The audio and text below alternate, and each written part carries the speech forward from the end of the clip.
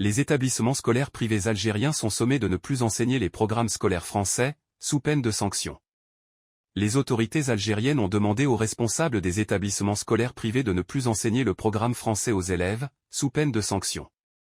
Des écoles privées algériennes avaient l'habitude d'enseigner à la fois le programme algérien et le programme français, ce qui était jusque-là toléré par l'État algérien, et permettait notamment aux élèves de se présenter aux examens français officiels, comme le brevet. Selon le Figaro, qui a consulté un courrier d'un responsable d'établissement privé aux parents pour les informer de la nouvelle directive des autorités, il est ainsi interdit d'utiliser des manuels autres que ceux prévus par l'État algérien.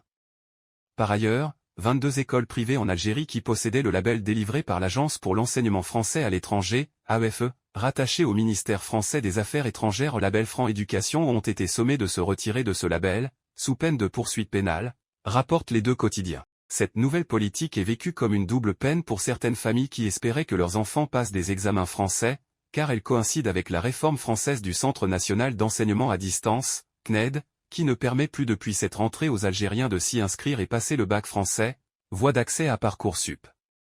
S'il est difficile d'attribuer cette nouvelle politique algérienne en matière d'enseignement français aux tensions entre les deux pays, les deux quotidiens rapportent que certaines écoles privées privilégiaient l'enseignement français à l'enseignement algérien, des élèves parlant parfois même mieux français qu'arabe.